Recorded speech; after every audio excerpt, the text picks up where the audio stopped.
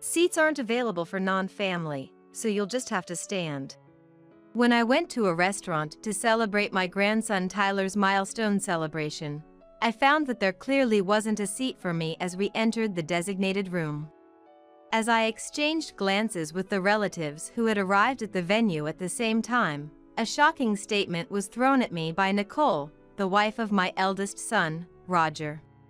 Although I initially felt a rush of anger, a tap on the shoulder from my brother Philip calmed me down, and I found myself saying, "I guess we should head home then."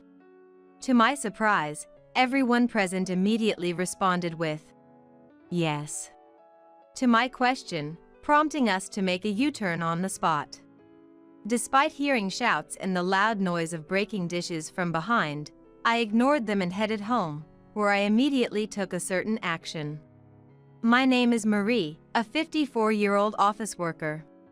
I work for a company that operates multiple restaurant locations, and although I am officially listed as a store advisor, I mostly work from home. This is partly because I was born with a handicap in one leg, and though I don't use a wheelchair, I cannot walk without the aid of a cane. This makes me hesitant to go out to crowded downtown areas or use public transportation. Embarrassingly, I don't visit the restaurants my company operates very often. Of course, I'm fully aware that this isn't good. However, since losing my husband Simon suddenly to illness 2 years ago, my life has felt devoid of any excitement. Now, I live alone in a smaller condominium arranged for me by my brother Philip, after giving the condominium where I lived with Simon to my married son and his wife about 3 years ago. Some people ask if I'm lonely, but when weighing the freedom of being alone against the loneliness, the appeal of living freely wins out. Part of this is because my relationship with my son's wife, Nicole, is the worst. Nicole is 8 years younger than my son, Roger, currently 24. She is stylish, beautiful, and was popular as an active college student model while attending a prestigious university. I've heard she appeared on TV several times. She was expected to become a news reporter with the title of Miss University, but she got pregnant with Roger's child during the summer of her junior year and they had a shotgun wedding. Initially, she took a leave of absence from college with the intention of returning after giving birth, but she suffered from severe morning sickness and deteriorated health. Nicole, worried that her beauty would be ruined, threw a tantrum saying, "I don't want to be seen in public looking like this," and dropped out of college. At the same time, she became irritable over her uncontrollable physical condition and started behaving hysterically towards my son Roger. "Mom, please!" No matter what I do thinking it's for the best, Nicole just screams and rejects everything. The house is a mess, and it's bad for the baby's prenatal environment. "I need your help," begged Roger. So, my husband and I decided to live with our son and his wife in the large condominium we had bought, intending to live there until we died. However, living together turned out to be challenging as Nicole treated me like a servant with her haughty attitude. "Don't dawdle, bring me my smoothie and crackers to bed quickly. Haven't I told you numerous times how sick I feel if I wake up with an empty stomach because of my morning sickness?" she would yell. And when she wasn't yelling about that, "Why are you washing my clothes with your old hag's clothes?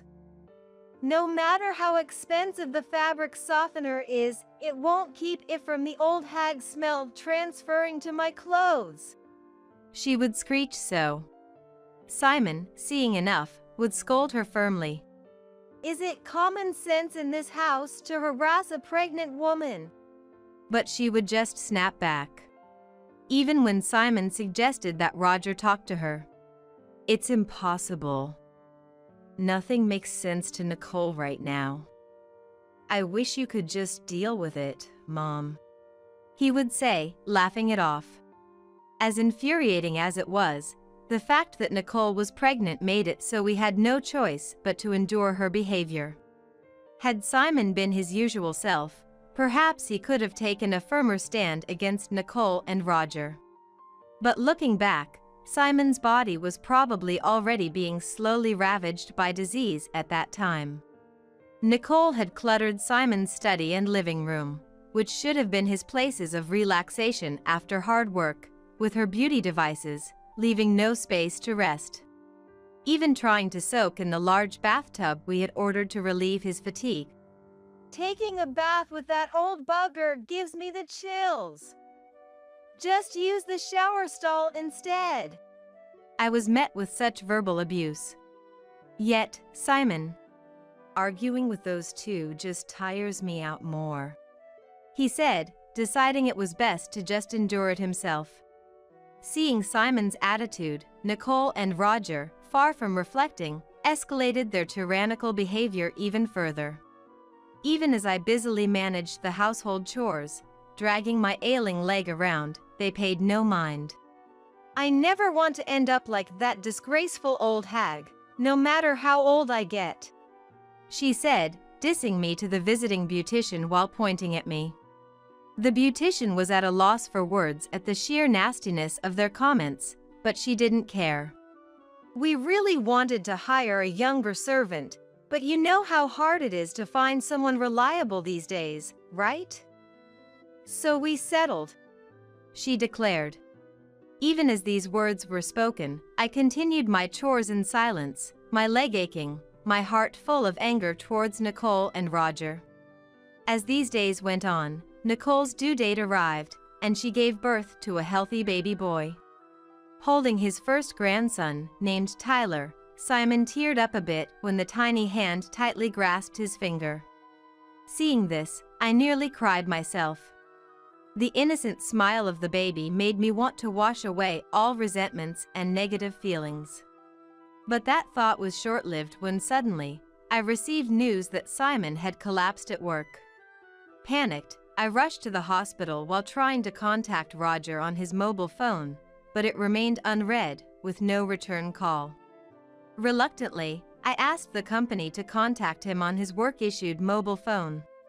But that too was in vain, with no response. Hoping at least to let Simon see his grandson Tyler, I contacted Nicole's mobile phone. I asked her to bring Tyler to the hospital, but I'm in the middle of a hair treatment at the salon, so it's impossible. She laughed and refused. Then I'll come to the salon to pick up Tyler myself. Do you really think I'd entrust a baby to an old hag who can barely walk with a cane? With that, she hung up the phone. Still, I didn't give up and kept calling Nicole and Roger's mobile phones, but in the midst of this, the operating room light went off. Then, the doctor came out and informed me that Simon had just passed away. My memories of the time that followed are a complete blank. All I can recall is a hazy scene, as if viewed through frosted glass. After the funeral, which took place amid this haze, I came down with the flu. Nicole, the baby might catch it, which would be terrible, exclaimed dramatically and told me to leave the house immediately. Already emotionally damaged by Simon's sudden departure and physically weakened by fever and cough, I had no energy left to argue with hysterical Nicole. Barely managing to get dressed, I left the room but collapsed in the entrance of the elevator hall.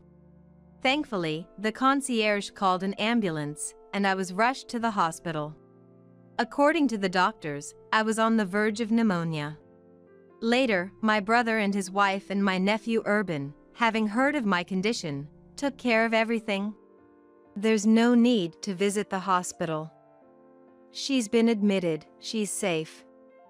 There's nothing to do there, and it would be terrible if the baby caught something, Roger and Nicole said, not even bothering to visit. Outraged by their attitude, my nephew and his wife. Even if you return to the condo after being discharged, you'll just be exploited by Nicole again, suggested I stay with them for a while instead. Indeed, returning to the condo would mean resuming a servant-like existence before even regaining my strength. However, staying at my brother Philip's house, where my sister-in-law's parents lived, was not an option due to infection prevention concerns, making my nephew's offer a welcome one. Deciding to accept their kind offer, I planned to first return to the condo to retrieve Simon's photos and personal items left behind. My nephew Urban's wife Olive, who was worried about the situation, decided to come with me, and when we visited the condominium for the first time in about a month, we found it in a terrible state. What is this mess? Dirty glasses and dishes are piled up, and the garbage disposal is clogged. What a horrible smell! The living room was no different, with delivery food containers scattered everywhere. The bathrooms and bath were in a dire state as well. I wondered how they could raise a baby in such filth. As Olive and I stood there in disbelief, Nicole, apparently already drunk though it was just past 2 p.m., returned with a couple of friends. Noticing us standing in the living room, turned into a garbage house, Nicole looked surprised for a moment but then quickly put on her usual smirking face and said, "So you're finally back. Then get to cleaning this room right away." It got all messy because the old hag slacked off. Olive was furious at this brazen attitude. She quickly approached Nicole and said, "How dare you speak to Roger's mom like that? After all she has done for you, and you just kicked her out the moment she got the flu," and retorted sharply. But Nicole and her friends just laughed it off. Birds of a feather flock together. Friends of unreasonable people are, unsurprisingly, unreasonable themselves. Then, as if they had a great idea, "Why don't you just leave for good? This place is going to be Roger's through inheritance anyway. The old hag can just go back to her parents' house," they said. As Olive grew even angrier, I somehow remained calm. Considering their outrageous behavior so far, it was only a matter of time before Nicole and the others would try to drive me out. There was no reason for me to stay any longer with such unpleasant people. So, I called Urban to ask for help, and we managed to move out all my personal belongings that had sentimental value that day. Still, when I looked back at the condominium for the last time, the memory of deciding this house would be where I'd die, Simon's smiling face when we made that decision, brushed my heart. I'm sure Simon would understand this decision. I felt certain. After that, I moved into a condominium near my parents' home that Philip had arranged for me, and returned to my job, which had been on hold since before Simon passed away. I also adopted a rescue cat, which I couldn't have before due to Simon's allergy, and started living with it. Though Roger and I work at the same company and see each other when I go to the office, we hardly ever talk. However, one day, I received an unusual message from Roger. Curious about the sudden contact, I read the message. It was about planning a milestone celebration for Tyler at a restaurant this coming weekend. It seems Nicole has invited a large number of guests, including her parents, relatives, and friends. The balance will be off if no one from our side of the family attends, he said, wanting to invite me and the relatives. Why don't you ask Simon's side of the family then? I suggested, but it seems they had already refused. Indeed, Simon's relatives live quite far away, and it's not a distance easily traveled back and forth. Moreover, today is already Friday, and there's hardly any time to prepare to leave the house. It's understandable that they refused. I was about to refuse again when Roger, sensing my hesitation, I'm sorry for everything that's happened. For Tyler's sake, could you consider our request? Though I was indeed angry with Roger and Nicole, Tyler himself is innocent. Remembering how happy Simon was about Tyler's birth, I didn't want to spoil the celebration. After hanging up and giving it some thought, I decided to attend and sent Roger a message to that effect. On the day, my brother and his wife, my nephew and his wife, my uncle and aunt, their children, and other relatives gathered in front of the restaurant. But Olive said, I'm here today not for that couple, but for Marie. While calming her down, we were led to the room, the largest in the restaurant, with low tables and chairs. This setup would make it difficult for me, with my mobility issues, to take a seat. Thinking this, I asked the staff who had shown us in for a chair that was a bit taller. However, Nicole interrupted. "There's no extra seat, so just stand," she said loudly with her arms crossed. Seeing Nicole's smirking face, I felt more dumbfounded than angry, wondering how she could be so mean even now. Then, impulsively, I called out to my relatives standing. "Shall we go back home then?" Without hesitation. Yes. They all responded. The guests on Nicole's side became unsettled by this. Parting the crowd, Nicole's parents came forward, apologizing to me and my brother and his wife while hurriedly scolding Nicole. But Nicole, scolded in front of her relatives and acquaintances, became angry and started throwing anything she could get her hands on, like vases, framed pictures, and dishes. Screams, shouts, and the sound of things breaking filled the room, but we left without paying any further attention. Once the relatives and I had left the restaurant, Philip and I decided to hold a strategy meeting in preparation for what was to come. The company where I, the late Simon, and Roger worked was originally built by my grandfather. It's a family-owned business where our relatives own more than half of all shares, with my real brother Philip currently serving as the CEO. Simon was Philip's close friend since college and joined the company at Philip's request after graduating. He married a woman who was a clerk there and had a son, Roger, but after a long illness, his wife passed away when Roger was in the 8th grade. Philip, seeing Simon juggling work and home life alone, suggested I marry him. Probably concerned about my future due to my disability and lack of social connections. Initially hesitant. "I'm a single father with a child, but I intend to take good care of you. Would you become part of our family?" I was swayed by Simon's words. Roger, who became my stepson, neither showed hostility nor warmth towards me, his new stepmother. Believing it was unreasonable to expect more from Roger so soon after losing his mom, I resolved to do my best as a stepmother. When Roger was about to graduate from college, "I want to work at the same company as Dad and Mom," he said, which moved me to tears. However, this peaceful period ended when Roger had a shotgun wedding with Nicole. After living with Nicole for a while, I couldn't ignore her domineering behavior and decided to have Roger firmly speak to his wife. I waited for Roger in the company's underground parking lot. But what appeared was Roger with his arm around a married colleague, unaware I was standing just a pillar away, getting intimately close.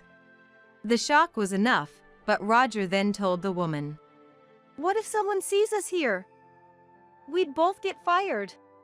To which he confidently replied, "I won't make such a mistake. And even if my affair gets exposed, the company can't fire me. After all, I'm the president's step-nephew." Unaware of my shocked state, Roger continued, "My real mom was just a country girl, but my stepmother, even if just in name, is the company's executive vice president and the granddaughter of the founder, so she owns a significant share of the stocks and assets. When she passes, all of that will be mine." Then, he drove off with the woman. Overwhelmed by what I had just heard, I returned home, unable to tell Simon, replaying Roger's words in my head. Gradually, I understood why Nicole always spoke so disdainfully of me and why Roger never reprimanded her. It was as if peeling back layers to reveal the truth. Nicole likely received a similar explanation from the beginning of their marriage. And I'm just a stepmother, after all, believing I'm merely a tool they can treat however they please until they inherit the estate, both Roger and the grandchild yet to be born, since we're all strangers to one another. That's why they feel it's okay to treat me with disdain. But there's a truth neither Nicole nor Roger himself understands. In reality, Roger and I haven't gone through an adoption process. Legally, Roger is nothing more than Simon's stepchild, with no right to inherit my estate. Needless to say, for Philip, being a CEO, Roger is nothing more than a step-nephew, if even that. Recovering from the shock, I immediately consulted with Philip, Urban, and Olive. Following their advice, I took steps at the City Hall to ensure no unauthorized adoption could take place. Additionally, in case of any eventuality, I arranged to entrust the management of my personal assets to a lawyer, a process that was nearly completed when Simon passed away before me. Simon's own estate, having been mostly spent on his first wife's illness, consisted of little more than savings and life insurance, which I quickly renounced. The reason the condominium wasn't discussed during the inheritance talks is because it was never part of the estate to begin with, yet it's truly frightening how greed can blind people. Roger and Nicole, thinking that condominium was Simon's, probably rushed to kick me out after I renounced the inheritance. The reason I quietly backed down was not just because I wasn't in the best of health, but I also pitied young Tyler, not wanting to disrupt his living situation drastically. But this time, I've reached my limit. Originally, I intended to file for an eviction due to illegal occupancy of the condominium during the milestone celebration, so I promptly began the process with my lawyer. Nicole's parents dragged her daughter to the company to apologize. We were told by Nicole that we shouldn't visit because she needed to get along with the family of the person she married, that the birth and everything would be managed by Roger's family since an heir is being born, and we took her word for it. We had no idea things had come to this. We're truly sorry. No sooner had they been let into the living room than they apologized over and over, but it was too late for regrets. Hearing the commotion, Roger also came running. I had no idea my wife could be this unreasonable. I truly am sorry for what I've done to Mom. But when Nicole started crying and he said to her, "We're getting a divorce. Take the kid and get out of that condominium." The look he gave me, almost groveling, truly sent shivers down my spine. Seeing my reaction, Philip looked at Roger with a cold gaze and said, "You know that store is part of our company's chain, right? Considering the fuss you've made, you'll both be paying for the damages. As for you, stay home until you receive an official summons from the company," and firmly kicked everyone out of the reception room. Afterward, Philip, my brother, began preparations to fire Roger, consulting the company's legal advisor. Right after the milestone celebration incident, he was furious, saying, "Not only is Nicole's disgraceful behavior appalling, but Roger's negligence in letting her run wild is just as bad. They even destroyed store fixtures and decor. Firing him is only natural, right?" Though he was initially adamant about firing him immediately, the other executives calmed him down, explaining that a disciplinary dismissal made in anger could disadvantage us in a lawsuit. So, we turned to a law firm, introduced to us as being filled with capable lawyers, on a recommendation. True to their reputation, they did an excellent job, providing indisputable evidence that was more than sufficient to fire Roger. A week later, Roger, having been temporarily relieved from house arrest, was summoned to the head office meeting room, seemingly prepared for his dismissal, perhaps having gathered some inside information. Despite arriving with a lawyer, the sheer number of attendees overwhelmed him. But as Philip, sitting at the center of the board, began, "It goes without saying why we've called you here today. Your dismissal has been decided." Roger braced himself, clenching his fists. "Mr. Roger Miller, you are hereby dismissed." As Philip, acting as president, began reading the notice of dismissal to Roger, his lawyer immediately. "I object. My client admits to the troubles with his stepmother, Marie, but insists that connecting this to his dismissal is wrongful termination. A voice rose. Glancing at Roger beside him, he seemed quite pleased, nodding in agreement. As soon as the lawyer finished speaking, "There's no excuse for my ex-wife's rudeness at the recent milestone celebration. But that was a private matter. Isn't it wrong to fire me over it?" he argued. Then, conspicuously placing a voice recorder on the desk. "I'm also prepared to report this as harassment to the media, if necessary," he said with a smug face. Hearing this, Philip and the other executives remained silent, and Roger, mistaking their silence for victory. "You're aware of the public backlash against companies that violate compliance, right? Are you sure you want to fire me, knowing what will happen?" Provoked further. At this point, Roger's lawyer, not showing the expected signs of disturbance, but rather a hint of a smirk, seemed puzzled. Yet, Roger, ever so confident, failed to notice. Philip then asked, in a voice 2 octaves deeper than usual. "Oh? So, you wish to continue working with us? That's a hard pass. However, if you wish for me to leave the company amicably, a certain amount of money as a settlement would be necessary," Roger said, leaning forward on the desk with a smirk, as if to challenge the surrounding executives. But in the next moment, laughter erupted spontaneously from everyone present. Some were even laughing so hard that tears formed at the corners of their eyes. Taken aback by their reaction, Roger quickly turned red and began cursing foully. His lawyer frantically tried to calm him down, but "The dismissal notice naturally includes the reasons for dismissal. I'll explain them now, and if you have any objections, we can discuss them afterward," Philip declared, his presence overpowering Roger and his lawyer into silence, both sitting down. Then, a group in dark suits stepped forward, bowed slightly, and turned on the electronic blackboard in the center of the meeting room. Immediately, the screen displayed screenshots of pages where wine, exclusively imported for group participation restaurants, was being sold on an online marketplace. Next, the screen showed an enlarged photo of the wine seller's icon. The moment it was displayed, Roger stood up quickly. "This isn't me!" he exclaimed in desperation, turning pale. And for good reason. The photo used for the icon was a cropped selfie of Roger. The screen neatly displayed the original photos alongside, with an image match rate of 100% written in red.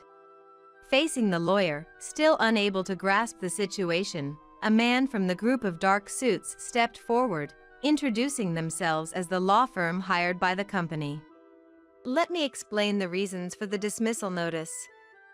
The reasons include embezzlement, harassment, and undue pressure within the workplace using his executive position, leaking confidential company information, unauthorized absences, tardiness, loafing, and damaging the company's reputation through inappropriate use of a company car," he smoothly explained, further adding that the company's legal and accounting departments had been secretly investigating rumors of the wine, supposed to be sold exclusively in stores, being traded online.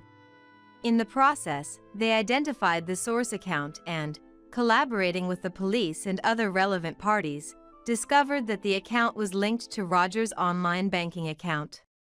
Additionally, the inventory management department uncovered the existence of double books. Upon questioning, several employees confessed that they had been coerced into participating in the illegal activities by Roger, who implied they would be fired if they did not comply. As this explanation unfolded, Roger was sweating profusely, but his complexion turned even paler at the next images displayed.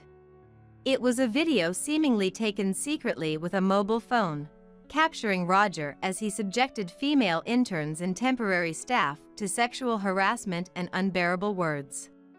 Roger's lawyer, standing by, couldn't take his eyes off the repeating video, mouth agape. Next shown were images of customer information meant for our company being sold to a rival company and a USB drive containing original recipes, alongside an envelope bearing the name of the rival company's legal counsel. Seeing this, Roger's face turned from pale to ashen, and his hands trembled on the desk. Our lawyer continued without hesitation, explaining why the USB was transferred from the rival company. Actually, suspicions about the source of this confidential information had arisen even before it was utilized. Upon rechecking the acquisition method, it was found that an employee of the rival company had obtained it from Mr. Roger Miller in exchange for a significant amount of cash. He explained. The rival company quickly dealt with the involved employee and returned the data to us, along with documents clarifying the factual situation. Roger's lawyer, taken aback by the continuous revelation of Roger's misdeeds, listened in stunned silence. However, our lawyer concluded with, "While it might seem superfluous to mention now, all these illegal activities have already led to the filing of criminal complaints. Perhaps, instead of discussing settlement money, you should be preparing for a criminal defense?" He said this with a chilling laugh, leaving Roger's lawyer red-faced. "I've heard nothing of this from my client. I cannot represent him under these circumstances. I resign," he exclaimed, glaring at Roger before storming out of the room. Left alone, Roger's initial bravado disappeared, and he slumped in his chair. Before he knew it, the women he had harassed in the video lined up in front of him. "We will be filing for damages as well," and firmly declared. Adding insult to injury, our lawyer continued. "Moreover, it has been confirmed through social media posts that you've been unfaithful with multiple women using company resources, even during work hours, and engaged in inappropriate actions in public. The company will, of course, include these actions in its claims for damages, so please be prepared for that," he stated, not a smile in his eyes, but speaking pleasantly. Roger finally collapsed from his chair, sitting on the floor in defeat.